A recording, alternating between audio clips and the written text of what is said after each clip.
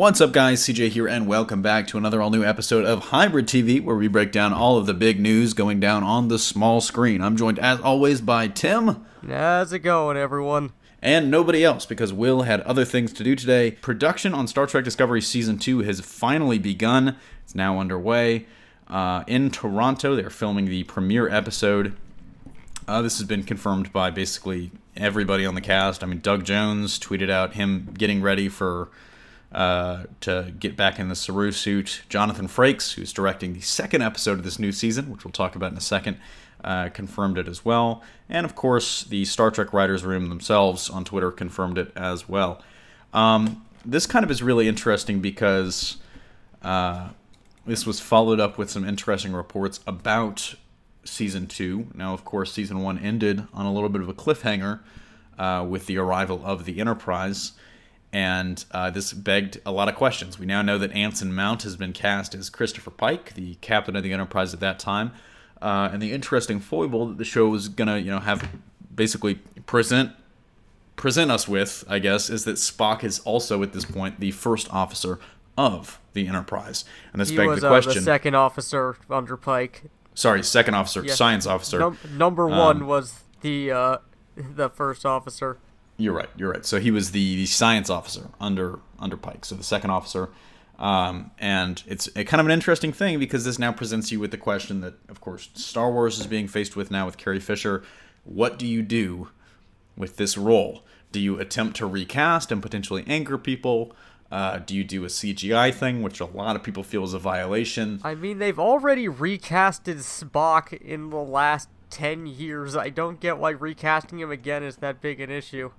That's true, and I think they softened that blow by having it be... they softened that blow by having, at least Spock be in those movies. They kind of explained it a little bit. Yeah.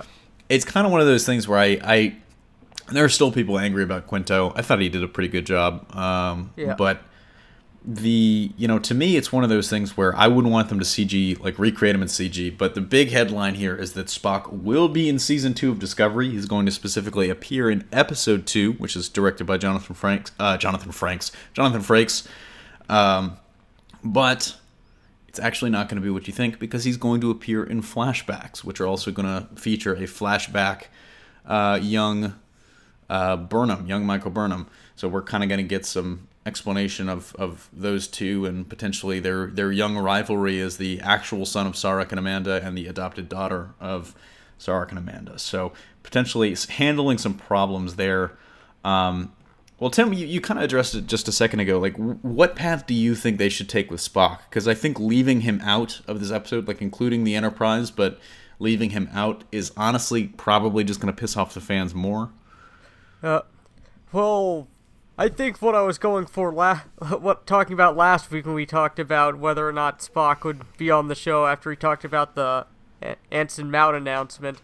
I think maybe if people don't want him recast, then they should just do the you just missed Spock thing, where you see his foot going through a door, or him being teleported away right when they get into a scene. Yeah, you see the back of his head as he leaves a room. Because the whole point of this being a prequel that's that close to it is that you can see the characters from before the original show. And exactly. All of those actors, even the ones who are still alive, are well beyond the ability to play the characters as young versions of themselves anymore. Yeah, no, it definitely is. It's one of those things where they...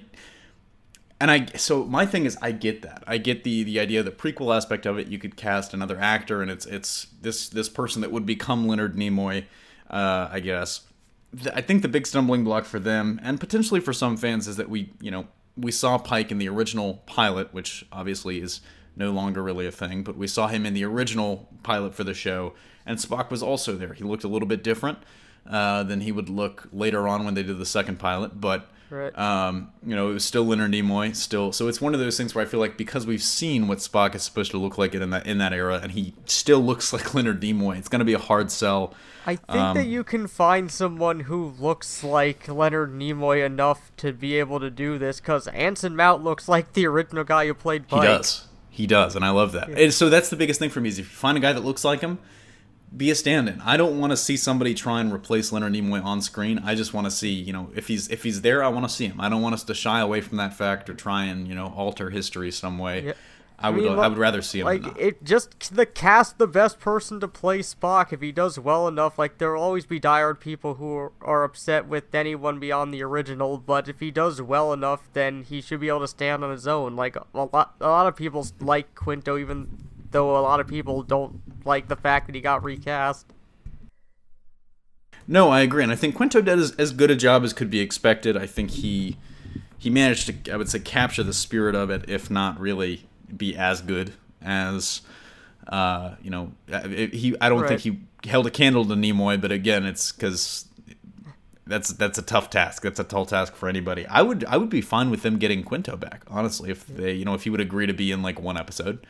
Obviously I'd be fine with Quinto. Like, they've already technically established that Spock accepts that this is what he looked like when he was younger. Yeah, basically. I mean, and it's one of those things where I guess the question is, do they want to do that and potentially blur the lines a little bit between the prime timeline, which this show is set in, allegedly, and, the Kelvin timeline, I guess is the commonly accepted name for it. The lines have already been blurred between the two just with how the show is produced and shot. Like, it looks like those films already, so it's not like bringing him in is going to make it look more or less like it. Especially the first two episodes, they had a lot of the Abrams camera techniques and the lens flares, and he loves doing that thing where the camera will roll with the shot. So it's like basically you see the frame what's in the frame is rotating, like and he does that all the time in those movies, and definitely in some episodes of the show you can see that influence. Although I think they kind of moved away from that as the season went on.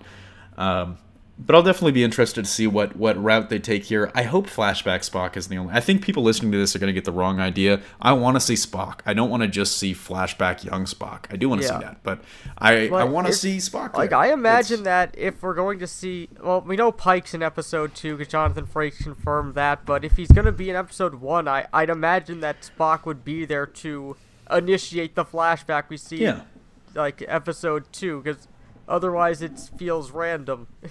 Well, I think that, what's funny is I'm glad you brought that up, because I would have completely moved on without remembering kind of the big thing about this story to me, beyond, Spock being in the show, is this kind of confirms what Alex Kurtzman had said.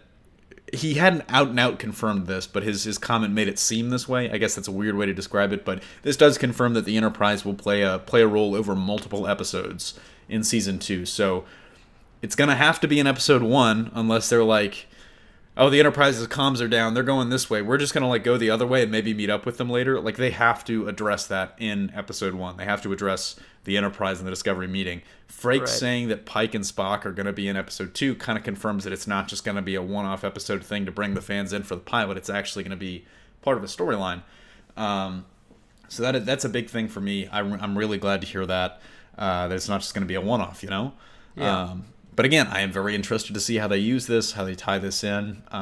Personally, I'm kind of hoping that we see a little bit of a rivalry, maybe a little bitterness between Spock and Burnham, because I think we all... I want Spock to show up, look her up and down, and go, and you are? Well, I think the biggest thing is I don't want to say there's already a precedent for Spock having siblings or relatives that don't show up again. I mean, Sybok. It's... We've already, and again, I mean, maybe that that's not a great example because that was the worst of the movies, but I wonder if they're gonna reference Sybok. They better. How's Sybok doing? Nobody. We do not speak of Sybok. Anyways, why does our society of logical beings have a princess? Yeah, exactly. Why does that happen? And it's because Shatner directed this one. But damn, Tim, where can the people find you on social media? They can find me on Twitter at Aussie Dragoon. You can find me on Twitter at Dr. Luther Swan. Actually, no, it's at CJ Pascal. But hit me up. Let me know, any of your V-Wars related questions. I'd love to talk to you about that show because I just can't get enough. That is going to do it for us here. Tim, any final words before we... No, but I think I'm good on this week. Yeah, you're good on this week. Fuck it. Burn it down. Anyways, lock that. Take it to the bank. That is it for another episode of Hybrid TV. Thanks for joining us. We'll see you next week. Later.